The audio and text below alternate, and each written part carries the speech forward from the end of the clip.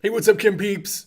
What in the heck are we going to do in this video? We want to describe and calculate the relationships between volume, pressure, number of moles, and temperature for an ideal gas as described by the ideal gas law. Now, you might be saying to yourself, well, how is this any different from what we've already been doing? So let's break it down. In this vid, we're going to look at how to use the ideal gas law to calculate the density or molar mass of a gas when the other variables in the equation are known. In other words, we're just going to crank up the algebra, make it even more fun. All right, so importantly, you need to recognize that the number of moles, represented by the letter N, can also be described and is equivalent to the mass divided by the molar mass. So if you think about your ideal gas law, PV equals nRT, our focus is going to be on number of moles.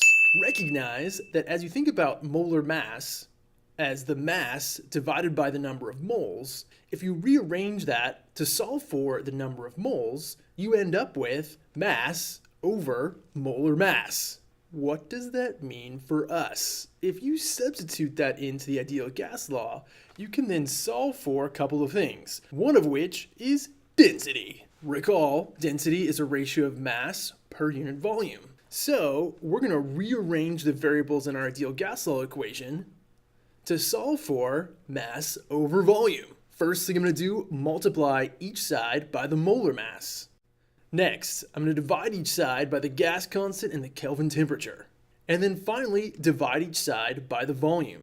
Subsequently, what I end up with is molar mass times pressure over gas constant times temperature is equal to mass over volume, or, you guessed it, density. So just one way to flex and show off your amazing algebra skills. But you can also use those algebra skills to solve for the molar mass of a gas. Again, importantly recognize that the number of moles is equal to the mass over the molar mass. Then all you have to do is multiply each side by the molar mass and divide by the pressure and the volume. When you do that, you'll solve for the molar mass of the gas. Algebra, close second behind my all-time favorite, chemistry. Now, recognize College Board is sometimes going to be tricky and give you not mass and volume, but density. Recognize that mass over volume is density, and so it will simplify to density times gas constant times temperature over pressure when you're solving for molar mass. Or some students like to remember that cats like to put dirt over their pee. I hate cats. Except chemistry cat. Alright, last thing for this video is to recognize that sometimes when you're working with the density of gases, you'll be provided a shortcut when you're working with gases at standard temperature and pressure.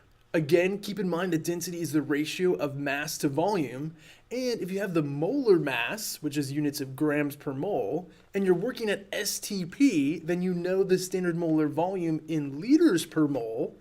Recognize that the units of moles will cancel out, and you'll be left with units of grams per liter, which is a great unit for the density of gases.